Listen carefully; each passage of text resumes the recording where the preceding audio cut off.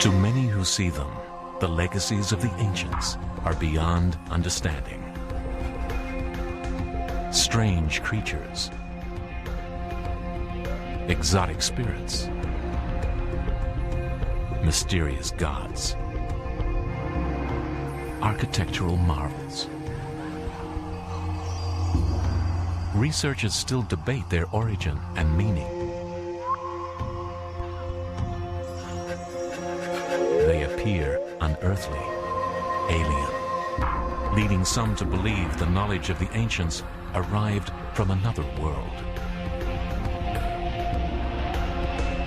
What strange forces were at work here? Did alien gods instruct our ancestors?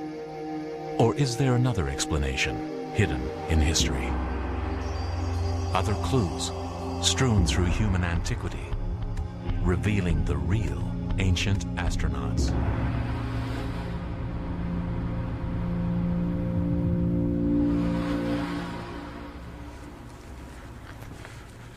All right, we'll be careful on the electrodes now. At the Monroe Institute in Virginia, There. Carol Sabick is preparing for a flight beyond her body. Need to hook these wires up to the amplifier here. Okay, does that feel comfortable for you like that? Yeah, I'm fine. All right. She's good. being launched by consciousness researcher Skip Atwater.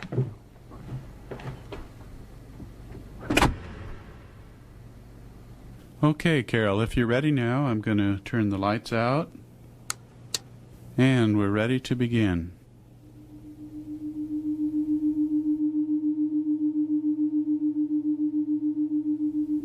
All right, Carol, everything is looking really good out here. I want you to continue to relax now. Atwater believes there is a hidden power in the human mind, a power that once fueled the imaginations of our ancestors and may help explain some of the ancient mysteries they left behind.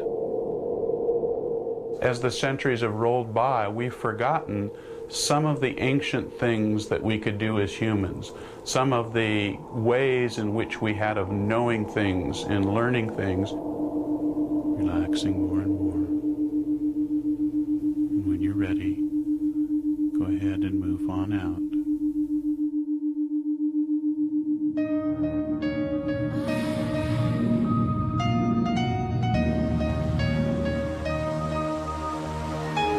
The mysteries of the ancient world have intrigued scholars for centuries. Perhaps the most puzzling are the suggestions of ancient flight. Why did our ancestors portray flying beings and build great stone mountains pointing to the heavens? To some, these suggest the presence of aliens, of visitors from outer space who guided our ancestors. Among the ruins of lost civilizations, clues suggest a special group of people did exist. People who saw the world in a different way.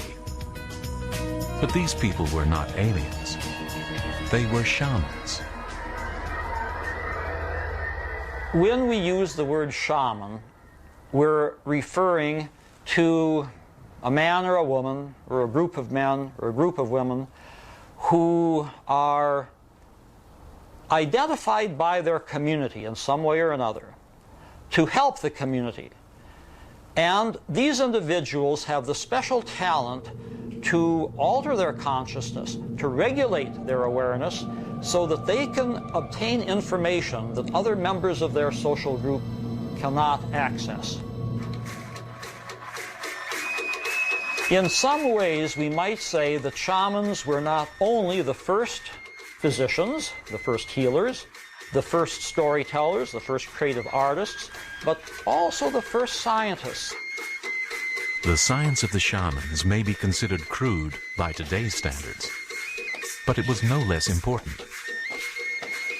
Some researchers believe shamans were the first to experiment with the subconscious mind, and through these experiments, set the course of human development. To understand the science of the ancient shaman, researchers must enter their laboratories. One such place is deep inside the Pyrenees Mountains of southern France.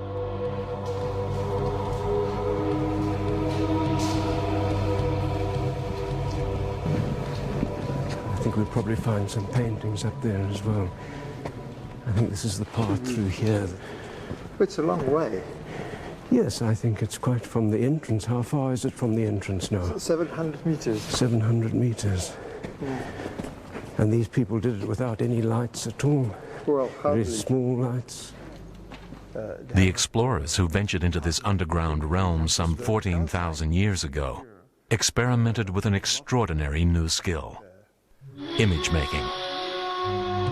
The artworks they left behind are amongst the oldest in history. The emergence of art is an important chapter in human development, signifying a new form of intelligence. There is a horse which Yes. is... But to researchers David Lewis Williams and Jean Clot, these images at Neo have more to tell us. To the untrained eye, the paintings depict animals of the time, animals central to the hunter-gatherer lifestyle of the artists. I'm interested in the way those two bison heads look one way and one the other way. To Lewis Williams and Clot, these images also record the presence of the shaman. Well, first of all, we've got to realize that the way in which the paintings are placed on the rock doesn't represent animals in the real world, animals standing in a field, for example. They are done one on top of the other and sometimes only in fragments. These researchers believe powerful visions inspired ancient shamans to leave their mark. Visions which emerged from the depths of their subconscious minds. They were in the world of the spirits, very far away from the natural world where people lived. And so they expected to see the spirits on the wall. And of course they saw them because they used those flickering lights which made the cave walls live.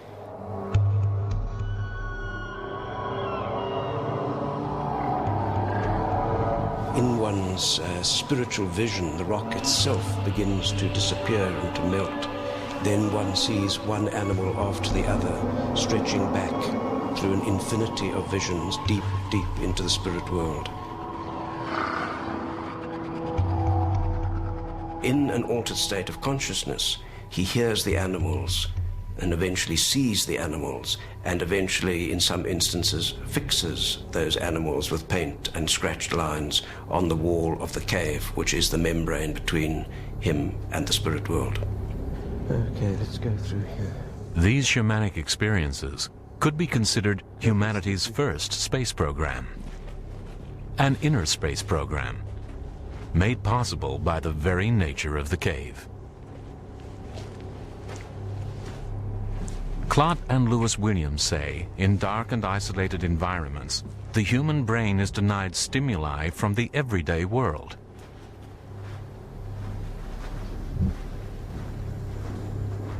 This sensory deprivation frees the mind, leaving it open to other influences.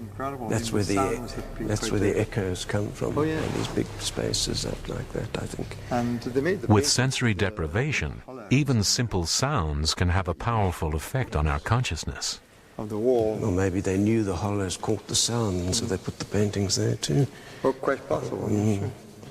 Well, I think this is the sort of place that caught the echoes of rituals. Oh, yeah, sure. I'm sure the sound must have played a big part in the rituals. Okay, let's look. Most images have been recorded in only one section of the 1.5 mile long cave. A place with unique acoustic properties. 90% of the animal representations are there. It's the only place in Neo where you have a special acoustics with an echo.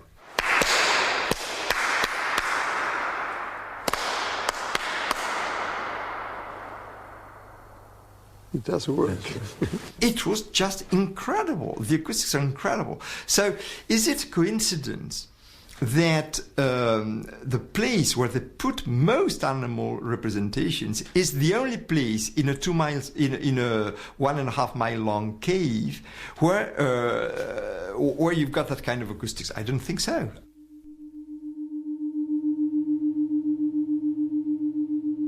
Skip Atwater is using sound and sensory deprivation to alter Carol's state of consciousness.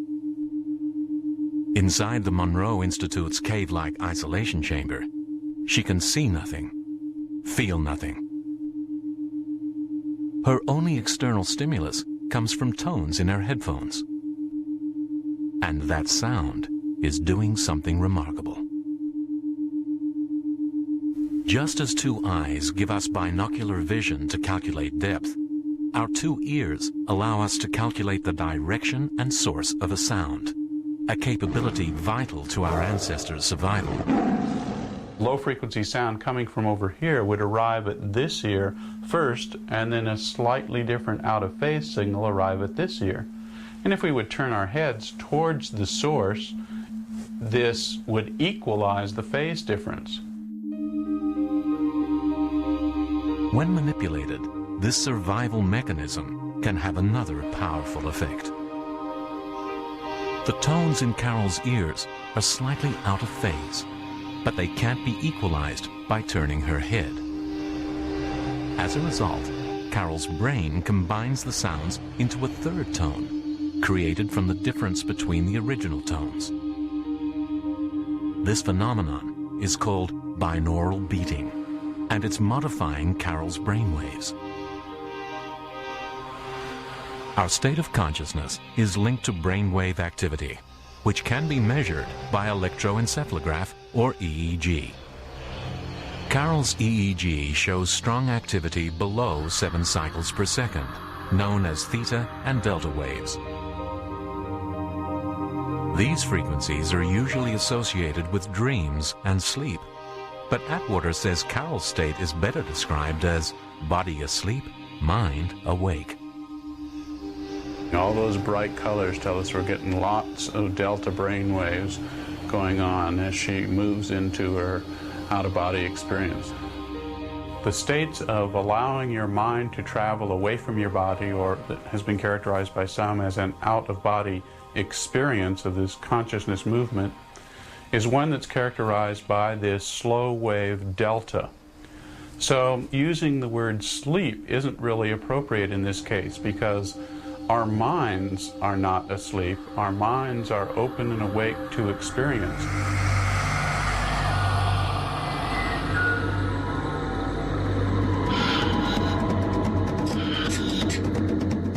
Stanley Krippner says ancient stories of flight were not inspired by aliens, but by shamans.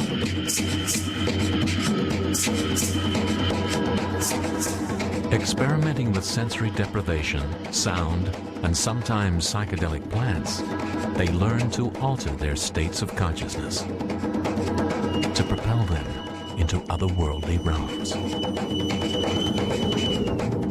Drumming, dancing, dreams, drugs, the 4 Ds of shamanism, as I often say.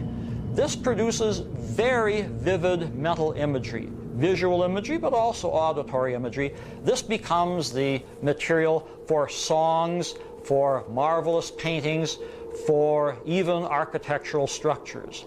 And this is something that was the province of the shaman. David Lewis Williams and Jean Clot have no doubt sound and ritual inspired the artists of Neo. It must have been a ritual center of some sort, I think. The deeper gallery to the gallery. They found further evidence the artists were in altered states.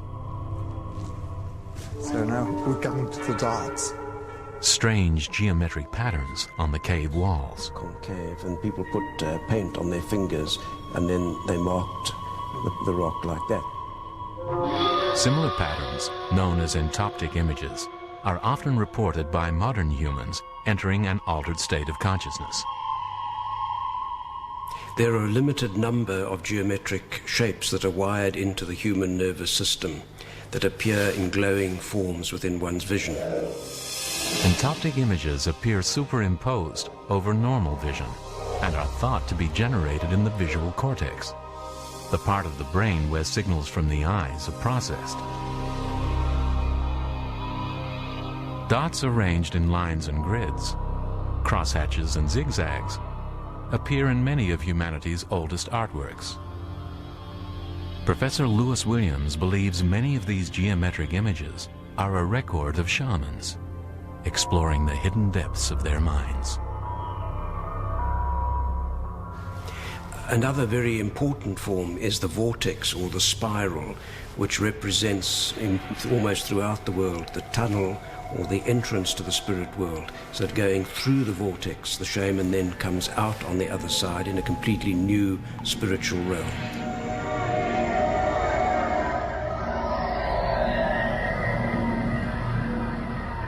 It's very different from having wishful fantasies or be doing some daydreaming. You know, it's an inner travel comparable to the space travel. Pioneering consciousness researcher Stanislav Grof has spent more than 4 decades researching the science of the ancient shamans. He says shamans also used breathing techniques to alter their consciousness. He teaches modern travelers to produce a mild form of oxygen deprivation in the brain, similar to that experienced by climbers at high altitudes. Grof believes the non-ordinary states this can produce were a fundamental part of all ancient cultures. The Western industrial civilization is really the only group of people throughout human history that does not hold the non-ordinary states in high esteem. Every other group sort of a tremendous appreciation of these states, and they spend a lot of time and energy trying to develop very safe and effective ways of inducing these non-ordinary states. Human consciousness remains largely a mystery to science. It's believed our awareness comes from a complex interaction between sensory signals, memories, and the subconscious mind. Grof and others argue the subconscious plays a more powerful role than we imagine, that we use it to develop ideas, and through the ages, our ancestors used it to develop human intelligence. The ideas, the inspiration that can come from the non-ordinary states can help later when the person returns into the ordinary state, you know, to substantially improve one's way of being in the world. Advocates of this theory suggest inspirational ideas can come from a transpersonal realm, hidden from everyday awareness. That the dreamlike imagery in altered states often contains solutions to the questions on our minds. Many people in the transpersonal field feel that all genuine, really deep creativity comes from the transpersonal realms. Obviously, you have to do your homework. I mean, you have to sort of consume somehow the information of a particular discipline. You have to be aware of the problems. You have to define them very clearly. But the solution very frequently comes in a non-ordinary state. Some of modern science's great discoveries have occurred in dreamlike flights of the imagination. In 1862, after dreaming of a snake biting its tail, chemist August Kekule predicted the circular structure of the benzene molecule, a breakthrough vital to understanding the chemistry of life. Molecular researcher Dr. Kari Mullis started a genetic revolution in the 1990s when he designed an innovative DNA cloning technique. He credits the discovery to an altered state's flight along a strand of DNA.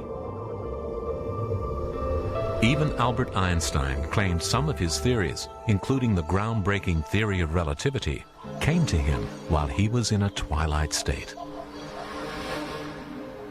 I think there's a great deal of evidence that intelligence originally was quite modular, very much like a Swiss Army knife, where each blade, each part of the knife has a specific task to perform. The shaman probably pulled all of these factors together better than anybody else in the society.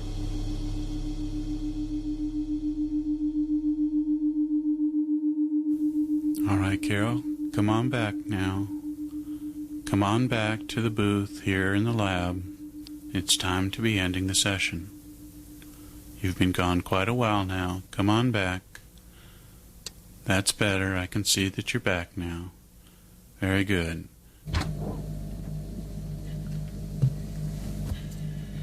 Well, welcome back. How was your experience? Oh, wow. I started out from here, sort of floating up through the roof of this, through the ceiling, and I went up, out through the building, and I was looking at the building from up above. And then it was like I flew over the whole scenery here up to like a cabin that's up on the hill, and I was looking at the cabin from the outside. And then from there, I was out in this space. All of a sudden, I felt this being come close to me and couldn't really see it. I could just sort of feel this energy. Carol's altered states encounter may help explain the origins of many ancient beliefs. In another age, it may have earned her a reputation for special powers, the ability to fly to a realm of spirits and gods, and return with inspiration and ideas.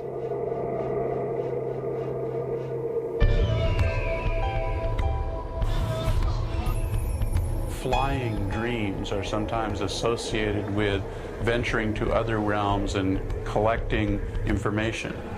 And yet the dream imagery of flying may in fact be somewhat of a metaphor, somewhat of a symbol that we use to explain to ourselves the way in which we got the information.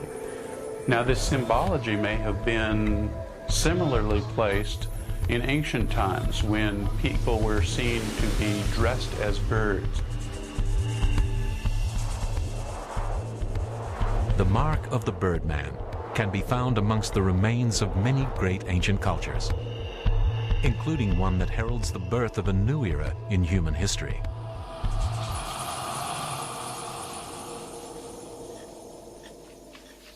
In Turkey, archaeologists study the oldest urban settlement yet discovered, Çatalhöyük. I was thinking between the walls. Yeah, I saw that actually, a big area of infill there. Built 9,000 years ago, its honeycomb of mud brick houses sprawled over 30 acres. This site marks a turning point in human development, the dawn of civilization. Here we find the first evidence of organized agriculture, alongside traditional hunting and gathering. So at this very, very important moment in human development, when they shift from a hunter-gatherer mobile way of life to a settled farming way of life, we get an insight into their beliefs, their ideas, their thoughts, their perceptions of the world. That's why perhaps Çatalhöyük holds the key to an understanding of this important shift in human history. Project director Professor Ian Hodder says shamanic ritual played a central role in life at Çatalhöyük. Excavations reveal many of the houses were also used as shrine rooms. We can visit them today in virtual reality. One entered them by going down a ladder into a chamber, and then one crawled through a small opening into a deeper chamber, and then through another small opening into a deeper chamber. Professor Lewis Williams believes shamans associated the underworld of caves with their ability to fly. But at Çatalhöyük, he says they no longer relied on nature's launch pads. They built their own.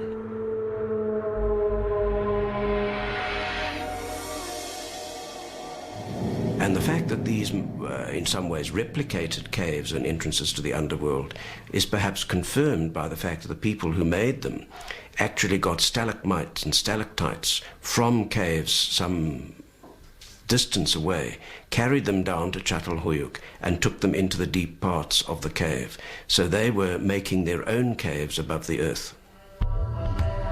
In these rooms, researchers believe shamans performed their rituals, entered altered states of consciousness, and flew to the spirit realm.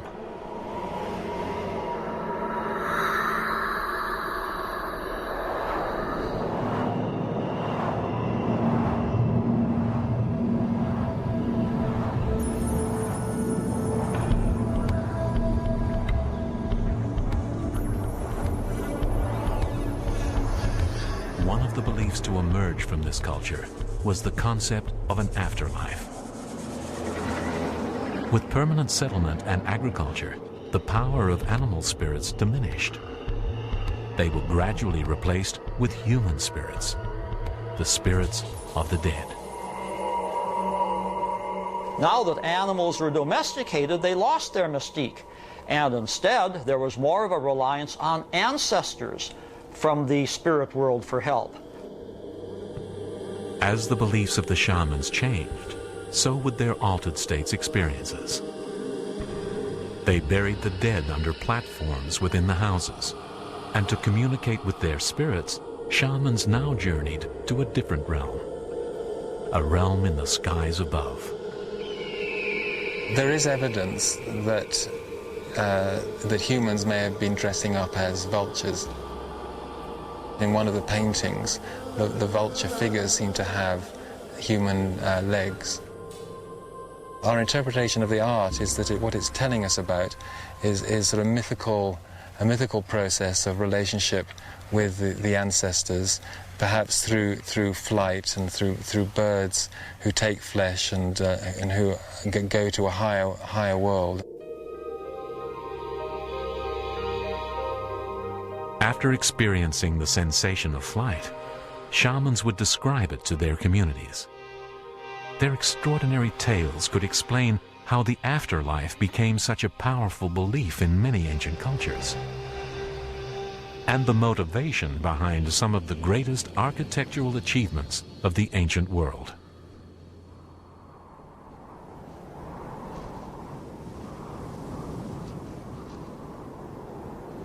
On the remote island of Orkney, north of Scotland, is the remains of an ancient village called Skara Brae. Built around 3100 BC, it was occupied for some 600 years.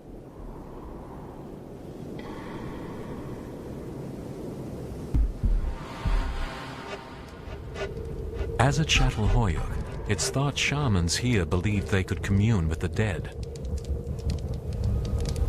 But at Skara Brae, shamanic flights to the afterlife were not launched from simple shrine rooms.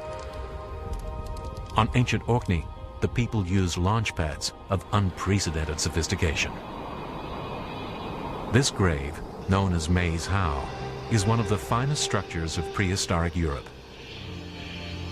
Its simple grass covering hides a chamber built from a complex arrangement of stone.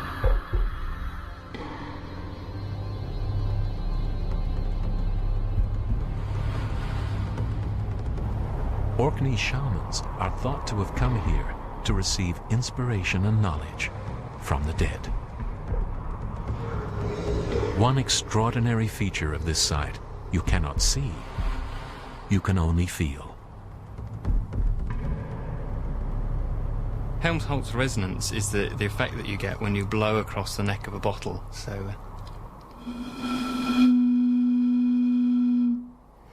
And that's the same effect that we'd expect to get in a tomb like Maes Howe, with the column of air in the neck of the bottle being the column of air in the passage, and then the sort of volume of the bottle being the actual main chamber of the tomb.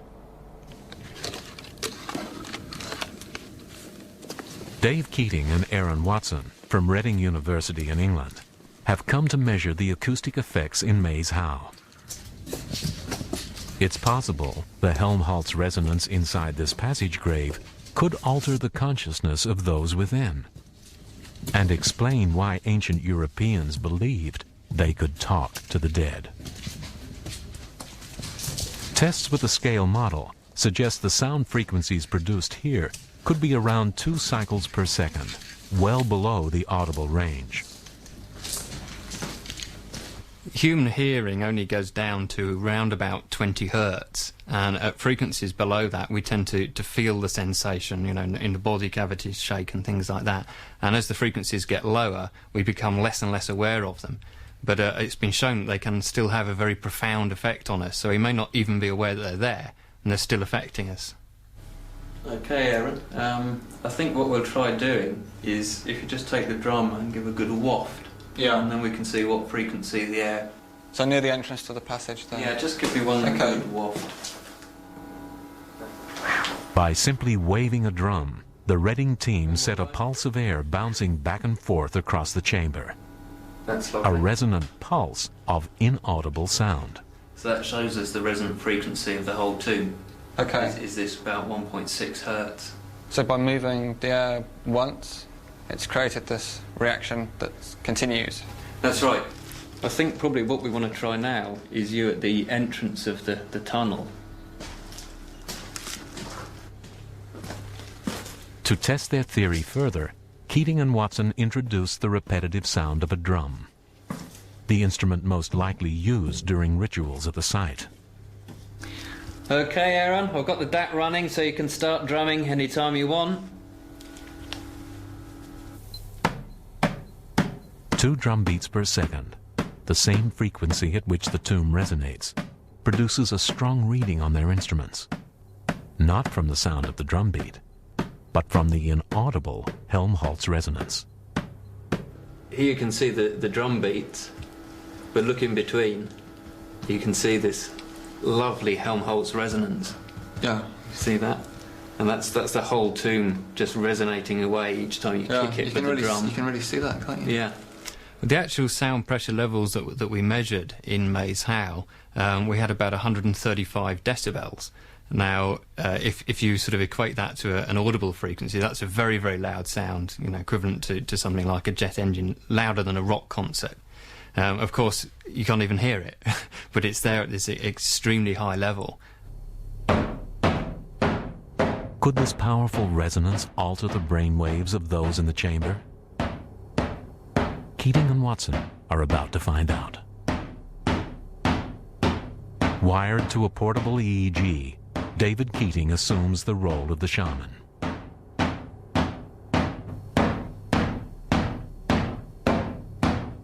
After a few minutes of drumming, David's brain waves have begun to slow, showing heightened theta activity typical of the twilight state at the edge of sleep.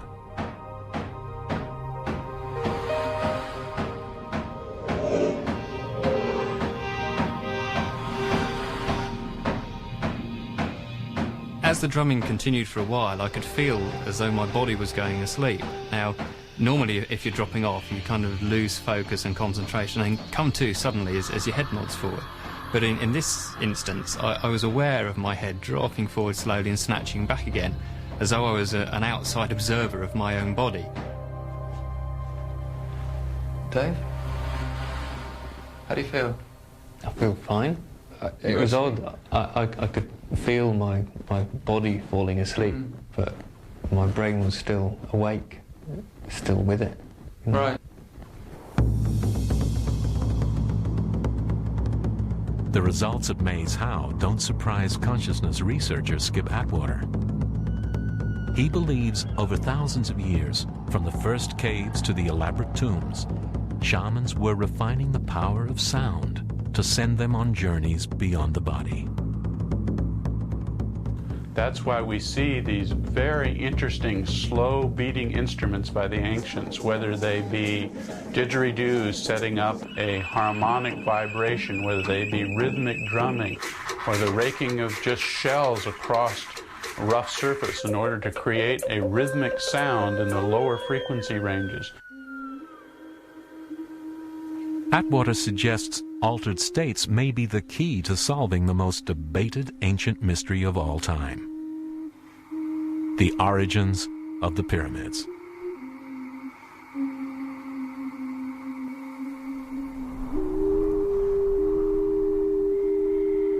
In a valley in the Mexican highlands lies the ancient city of Teotihuacan, the city of the gods. A vast complex, once covering 8 square miles, it is regarded as Mesoamerica's first metropolis. Some have explained the pyramids here as the work of aliens. But they can also be explained as the ultimate symbol of shamanic flight. On the city's main avenue, known as the Way of the Dead, sits the Pyramid of the Sun, an extraordinary machine designed to project spirits from an underworld cave to the heavens and the afterlife. Teotihuacan was the sacred city of central Mexico, so it was a model of the cosmos, of the Mesoamerican cosmos. It was conceived as a 3-level entity with an underworld, a terrestrial space, and a celestial sphere. So the pyramid itself should be on top of a cave or a tunnel, because that's the symbol of the underworld, and the pyramid itself like a stair going up to the skies. Some appearing to fly. Their strangeness has convinced some observers these beings must have been extraterrestrials.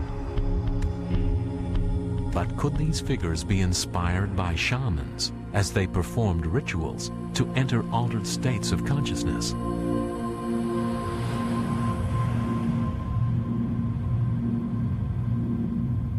And to be kind of careful about Skip Atwater has come to explore that possibility. So we're just going to snap this on like this. Using a portable EEG monitor, he'll record the brainwave activity of Mexican musician Augustin Pimentel. On top of the head up to the crown. Augustin is about to participate in a musical ritual at the city's sacred center. Like this. Okay, I'm now going to check the electrode connections with the Compumetics portable EEG machine, moving from its original design and measuring sleep cycles in outer space on the space shuttle to now moving and testing the dimensions of the mind in inner space. Teotihuacan's priests conducted rituals in many caves beneath the city.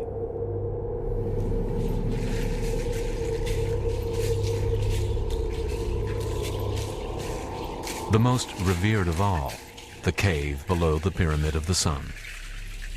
A gateway to the underworld, extending 330 feet into the earth.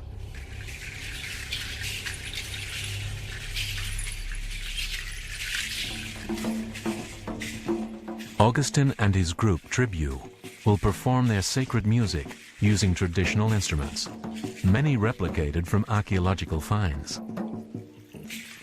We have found many different instruments coming from the site, so we have an idea that music was a very important component of that society, maybe used ceremonially, ritually.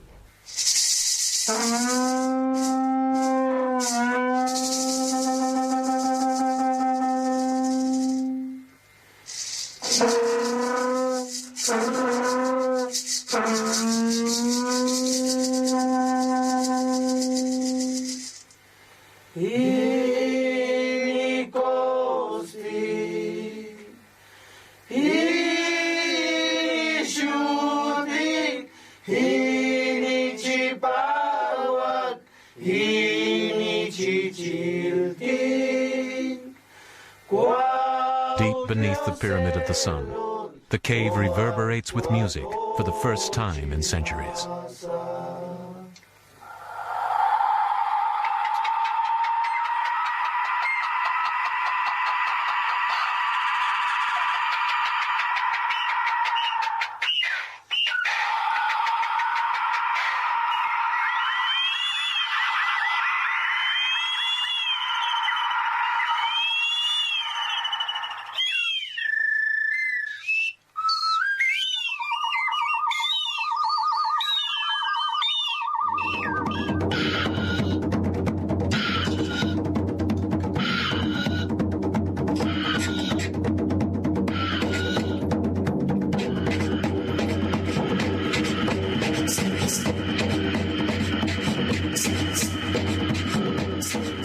As tribute bring the underworld to life, the musicians are exposed to a complex mix of frequencies and phases as sound waves bounce off the cave walls.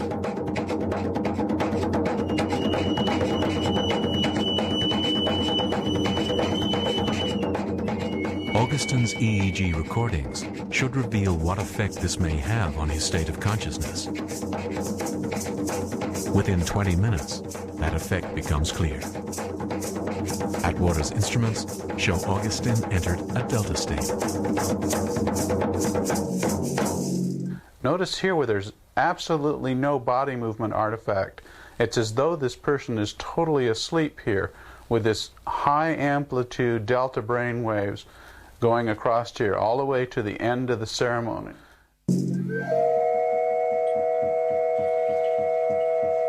We went into a sacred place and replicated a ceremony that purportedly allowed these ancient peoples to travel, to see, to enter into deep meditative states, deep consciousness states that we characterize today as being akin to being asleep and yet having our minds awake.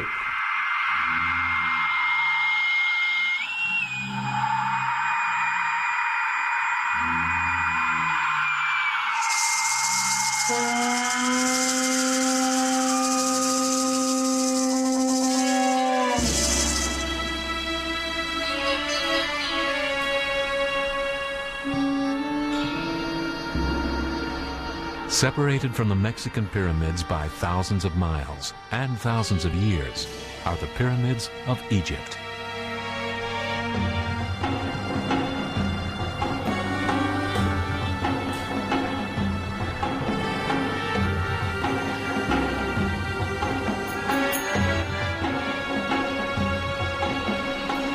Some explain their uncanny similarity as the work of alien overseers. But this could also be explained by a common desire to travel from the underworld to the heavens through shamanic flight. You have to go in depth to the mind of the Egyptian and the thinking and the thoughts to understand how they did that. But today, most of the people who believe in the spiritual value of pyramids, they look at it only from outside. And that's why they began to imagine no one can do it. Like the people of ancient Mexico, ancient Egyptians believed in a cosmos with three tiers: the underworld, the earthly, and the heavens. Both societies were ruled by god kings, steeped in shamanic knowledge and belief. As in Mexico, when an Egyptian pharaoh died, he sought to join the gods in the heavens above. The ancient Egyptian believed that the king is resting in his place, and the king will use the pyramid as stairs to ascend and descend to the sky.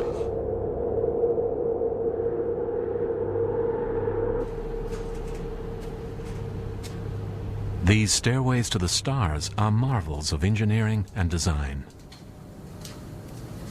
But beneath their complexity lies a concept shared by the builders of Çatalhöyük, Maes Howell, and Teotihuacan.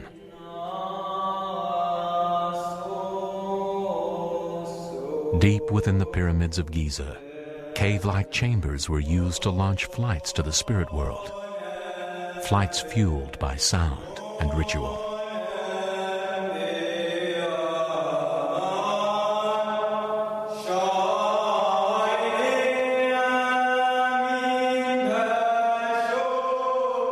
When they closed the body of the deceased inside the tomb, rituals started in a glory, mysterious, darkness music.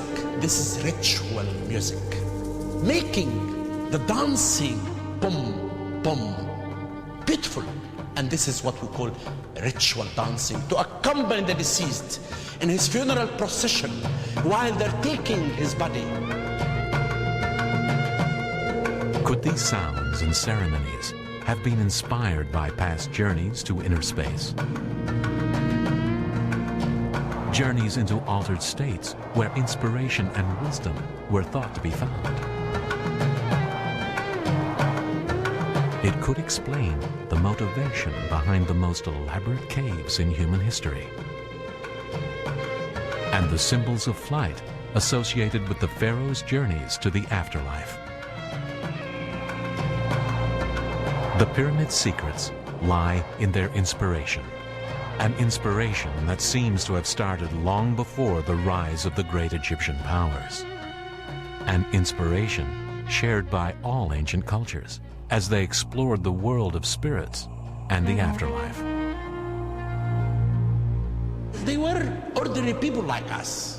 They were not giants. They were not people came from out of the space. They were normal people, but they designed a specific program for the afterlife.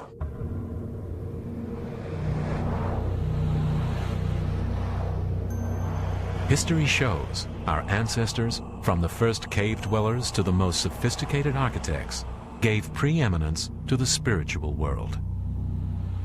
If that world was hidden in the human subconscious, we could still explore it today.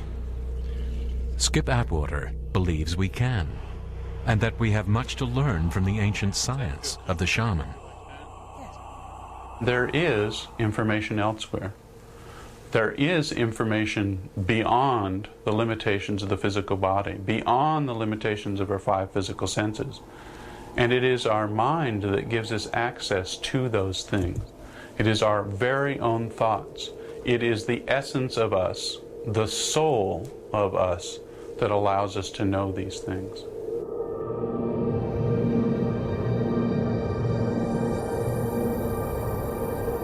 I believe that there are 2 modes of learning about the universe. And what's fascinating to me is that, like our experiences in everyday consciousness using the senses, this other mechanism can also convey absolutely new information.